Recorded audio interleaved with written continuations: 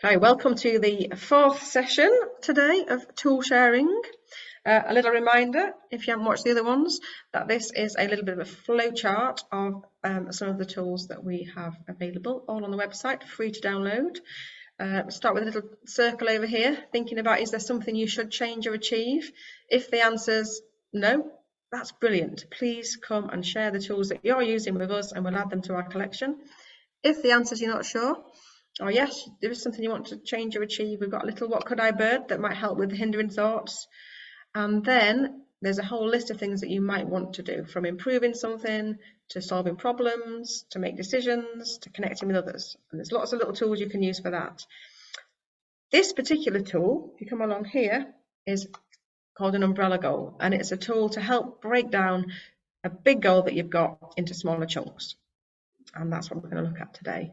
And you can find this tool in your journal, which you can download from the website. So there we go. I'm also going to throw in a PMI at the end. And a PMI is an amazing tool that can be used for lots and lots of different things. And I will share that after we've shared the umbrella goal. So we're going to do two. Are we okay? I forgot to mention that, Yvonne and Emily. We're going to do two in this session. Yeah. Cool. So have a think about what your big goal is. You might have done a daily spiral. You might already have a big goal in mind. If you haven't, get thinking of something you really big that you want to achieve, or a project that you're working on that you want to do. So I'm going to give an example, hopefully. So an umbrella goal is a really useful way of breaking down a big goal into smaller chunks so you achieve it. And the way we do it is by my little rubbish graphic here. If anybody's got any skills in making this more funky, because this is just me in PowerPoint, I'll explain this in a second. So you basically, it works a line at a time. So you ask yourself, if you had this top line, if you had this plus this plus this plus this, does it equal whatever your big hairy goal is? If the answer is yes, you move down, and then you just keep breaking it down. Okay, so that first one, does that line underneath equal the next lot? And I will just demonstrate this with my super cool graphic. And you just keep going until you can get down to something actionable. What this means is there's absolutely no big goal that you cannot do something towards today. So it's brilliant for projects. This is used by businesses all over the world to break down big ideas. It can be used for something much smaller, closer to home. It can be used for anything in between. And what it does is provides a nice link between whatever the big goal is and taking action today. So I'm going to give you an actual example. This was a young girl who came to an exhibition we were doing in Newcastle, and we were sharing the tools in this gallery, as you do. And this young lady wanted to play football for England under 21s by 2025. Now this was about 2 years ago we did this.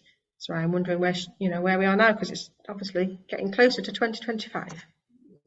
So she decided, and her granddad was with her, and they did it together, and we had a load of post-its. So we were just messing around with post-its, and then eventually these sort of came out. And she said to herself, if she'd got the health and fitness skills, they were football skills, she got a club that she was part of, that she had some money, that she got support, and what was brilliant, she added luck. I thought that was fantastic. We always add the question mark on the end, just in case something else comes up, and there's no right and wrong answers to this, obviously, and it can depend on what you're doing. So then, using a post-it, she decided that under health and fitness, there were those things. She then thought about the different skills that she might need under the skills. She thought about different aspects of the club. She thought about money. She thought about the support. She actually identified something she could do under luck. And that was basically was her umbrella goal. So she took this giant bit of paper away with all these post-its on, rolled it up. But before she rolled it up, she actually then thought of some actions. So underneath each one, she had an action. So each of those mini goals is giving yourself a date, a specific thing that you're going to do, some way of knowing that you've done it, and giving yourself a way of celebrating. A little bit of an internal triangle if you've watched that one. Setting and achieving goals. So she said, by December the 14th, I will have prepared a food and meals plan, which I'll have written out, and she will celebrate with a meal treat. Under skills, she came up with something specific she was going to do, when she was going to do it, and how she'd know she'd be successful. Because just saying practice penalties, for instance, it's not very specific. So she's give herself an extra target until she's got 8 out of 10 success in practicing penalties. So you can try and be more specific than just practicing or just thinking about something. Be really specific. And then for money, she was looking for a part-time job. And she'd got a specific task to ask her granddad about giving her a lift at the match next Saturday. So that was her umbrella goal. And that's it really. The only advice I can give is get yourself some Post-its or some scraps of paper and a cup of tea and have a think. I'm not going to ask you to do that this minute because I think this is something that can take a little while, and you can do it as a team. You can do it on your own. You can do it for any project, whether it's at work or at home. But rather than how useful did you find it, we can maybe have a discussion about the principles of it. And hopefully those people watching the video can pause it and come up with, get the Post-its and go and have a practice. I forgot about the PMI, didn't I? Do you think we should have a discussion quickly about the umbrella goal and come back to a PMI? I think so. Yes. I think so. I'll stop sharing there. We'll come back to that in this video. So yeah, umbrella goals, they're my favourite. I use them all the time. Jamboard is a brilliant tool for doing umbrella goals if you're doing it online with teams and things. But yeah, we normally have Post-its everywhere. So I don't know what you think about those. Over to you. I think it's exactly what Yvonne said. It makes a big goal seem achievable. And I'm thinking of some goals that I have for myself this year that I'm just so overwhelmed with at the minute. And it's just, there's so many things to think about. And actually just sitting down, and I can see myself tonight sitting down and going, actually, what are those first level of things that I need to think about, those umbrellas?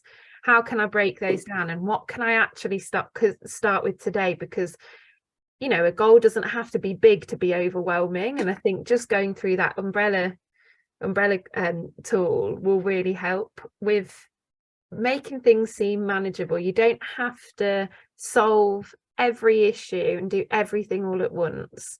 I thought it was great, and it's so simple. It's like, how has it not been thought of before? It's great. Yvonne, what do you think? Well, here I am with all my little Post-it notes. I love a Post-it note, and this speaks to me so much because this is how my brain works. And the other job that I do is fundraising, and that can seem, really, really daunting. And you have to break it down, otherwise you just wouldn't start because it just seems too much. But I also am thinking of a young person who's doing a final project, and that for them is daunting, and a bit of going round in circles, and I can see that this tool would be really, really helpful to them to help break that down into manageable things. Because what happens is you tend to panic, don't you? And then you don't do anything, or you try and find other things to do rather than this goal that you need to do. I think but if you can, sorry, Yvonne. If you can break it down, I think then, and once you start, I imagine once you kind of do a couple of things, you're like, well, I've done that. It kind of gives you the momentum and the belief that you're actually going to achieve your big goal. And I think as well, I don't know about you guys, but if I'm thinking about got something that I want to do or a goal that I have to do, if it feels too big, I'm quite avoidant. I'll go, I'm not going to think about that today. I'll save that to another day, you know. And I think and then I never end up doing it. Whereas if I took time to break it down, you know, we're working with some young people at the moment who are looking at establishing themselves as young artists. You know, they've just left college or just left university and they're looking to establish themselves. And you know, sometimes that the belief of I want to do it now and I'm going to do it now can maybe set you back a little bit, and actually going, actually I want to become an independent artist who's delivering workshops in a school with other young people. What are those steps that I need to do before I get there? How will I celebrate it as well, as another thing. But then setting yourself those mini goals, so that, because you're almost setting yourself up for not reaching your goal if you're just going, I'm going to get there and I'm going to do it without thinking about those steps. So I think breaking it down really makes it seem realistic and manageable. And it gives you a plan, doesn't it? It gives you a plan to work through, so that you've got like the stages to, you know, once you've done this stage, then you go to the next thing. It gives you, it's all about that purpose as well. And yeah. The other thing it's quite useful, it's also okay if your goal changes. So Yes. if your goal is to become a champion boxer, it's brilliant. Break it down then. And then if you end up becoming a boxing teacher, or you end up doing something completely different, all the things you'll have done towards that is absolutely great. And it's fine if you then redefine what your goal is. So it stops people saying there's no way you're going to be a champion boxer. There's no way you're going to play for England. Actually, there is a way that people will do those things, but actually on the way they might find they don't want to, or they develop other interests and skills that send them in a different track. It stops people from saying you can't do something. Yeah, because all those things, nothing's ever wasted. Whatever you do on that goal is like, if it's not to achieve that big goal, you can transfer it to another goal. It's all transferable, it's all useful. Yeah. Cool. So I'm going to then go back to the screen and share the final thing, which is called a PMI. It's a really useful tool, and I've got to mention here a chap called Edward de Bono, who is a psychologist or a psychiatrist, I can't remember exactly, but he actually died last year, which is very unfortunate. But he developed a suite of tools. He believes that young people should have the right to learn how their brain works, and they should be doing operacy, he called it. He developed a few terms. Operacy is one of them that he came up with, and lateral thinking. Lateral thinking is an Edward de Bono term that you might have heard, which is just about coming up with ideas and thinking differently. So he was a massive believer in that young people should be given access to these tools as young as possible. And we work with the Edward Bono Foundation to create some of these tools. And the PMI is a tool that he designed and shares. Part of it is having a name for a tool, so it lives in your brain and you know it's there. And PMI is the one tool. I spoke to a professor at Newcastle, a head teacher at a local school, and somebody who's in business, and all of them had some sort of de Bono training back in the 60s or 70s. Every one of them said the PMI is the tool they use every single day. So a PMI can be used for lots of different things, and we're going to use it today to have a think about the tools that you've learned. So we'll just dive in. Let's just find my screen.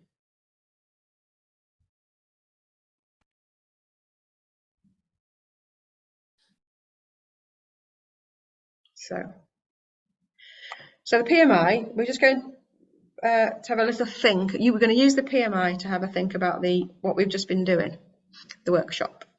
And we can have a go actually at using, do you know how to use annotate on this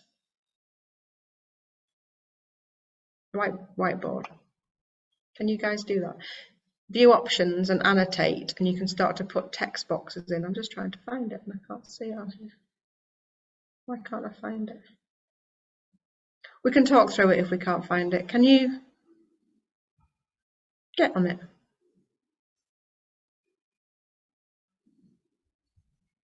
I can open whiteboard, but it will stop the screen share. Normally you can just, maybe it's because it's on my computer, not yours. Yeah. What I'll do is we'll talk through it. what a PMI does, first of all, you think about the pluses. So we're going to have a chat about all the pluses that that you think have come out of today of sharing some of these tools. So just shout them out. Start with the pluses.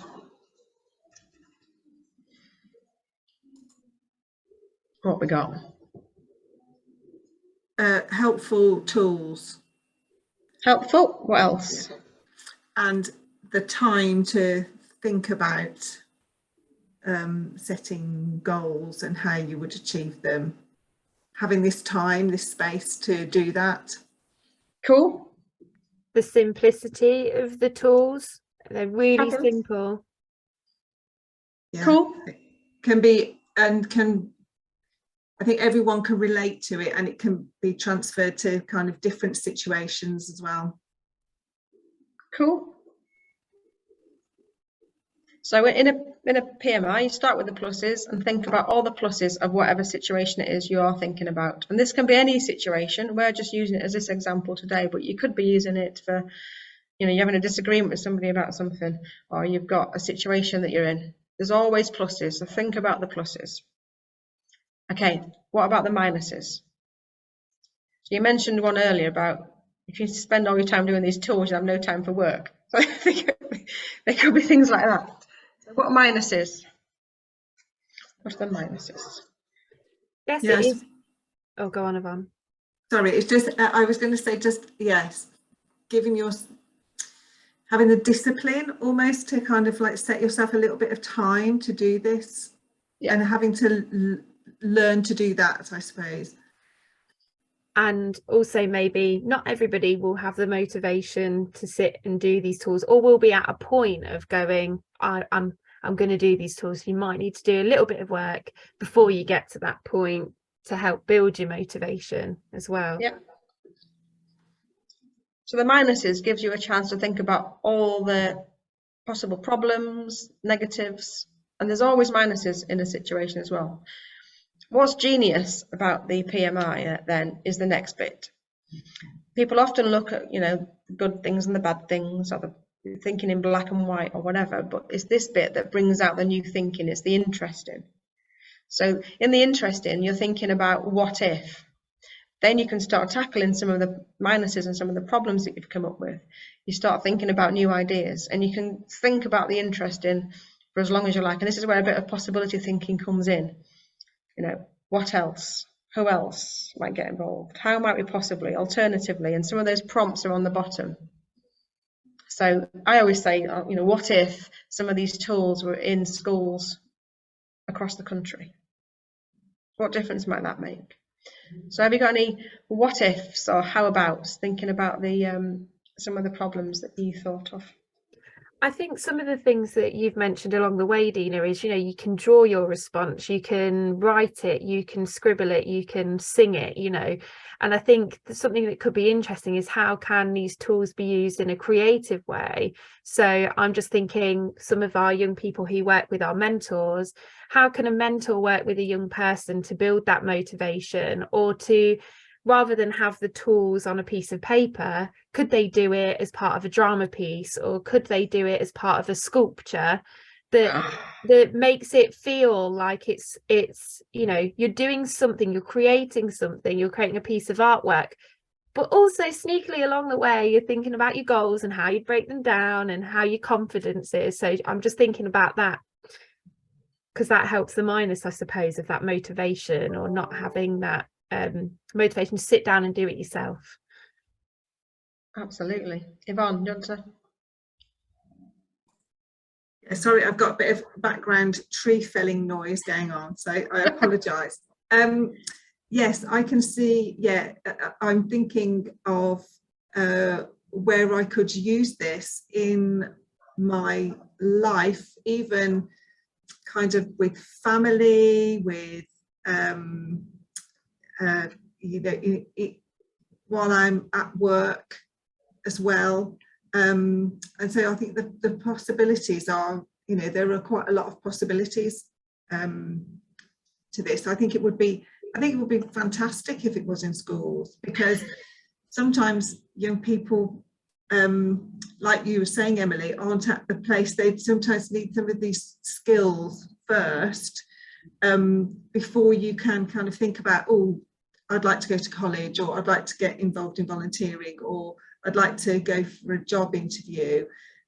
Then actually kind of breaking this down and having, having access, I think could be really, really, really helpful to a lot of people, and not just young people, even people kind of, who I'm even thinking about some of the people that I work with, and everybody I think could really benefit.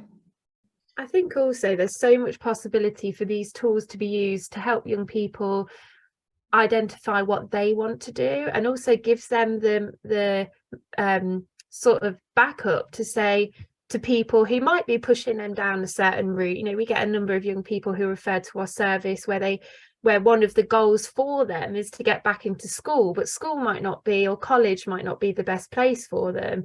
And so having these tools can go, actually, no, this is my goal, and these are the reasons why I want to do it, and this is how confident I feel that I can get there. Gives the young people the tools and the language to be able to say, actually, this is what I want to do, and why. And I think that there's so much possibility there for some more advocacy for young people's voices in those spaces to support them in their next steps. Yeah, it definitely gives the power back to the person. So this is why I don't think it's been incorporated into our curriculum, because if young people and teachers had these, then there'd be some things in schools that wouldn't be happening, let's face it. And actually, who's deciding what's happening? There'd be a little revolution if everybody had these, which is why we're intent to carry on trying to get them into the hands of young people, teachers, adults, as young as possible. And obviously we need help to do that. It can't be done on its own. So I love Emily's idea of sculptures, drama, exhibitions, films. All those things will make people more aware of them. So any help, any creative businesses or creative mentees or mentors can help with, the more it can get out there. And this is why we're committed to sharing them in the way that we're doing. So yeah, thank you for joining in the conversation. Hopefully it's been useful. Thank you, Deana, for sharing them with us. Yeah, good fun. Yeah, and I think even, for me, just to take time out of my day to do these and to really think about the work that I'm doing, but also the person who I am and my own personal goals, I think has been really useful. So thank you so much for sharing them. And if people want to download them, they can download them for free off the website, can't they? So that they can do that. Yeah. And we'll put the link in the website and just underneath the videos, and I know Deana put them on screen as well. So if you do want to check out the tools, please do visit the website. Yeah, this is exciting. I'm going to go away and start using these tools. I'm going to share them with the rest of the team and say, let's do this in the huddle next week. We've got plenty more as well, so when you go on the website you will find extra ones. So but yeah, no, it's been fantastic, and I think carving them up in this way and sharing them in little bite size, but I'm sure there'll be much more creative ways of doing this, so yeah, I look forward to seeing what people come up with. And I wonder if anybody does use them, if anybody does have any feedback, get in touch and share your thoughts. But also if you use them in a different way that's not using the tool, but like Deana said, you might have created something or you might have written something, let us know how you've used them. Yeah, absolutely. Brilliant. Thank you so much, Deana, and thank you, Yvonne. Thank you. And we hope you found the sessions useful, and go away and use the tools. Bye. Thanks, everyone. Bye. Bye.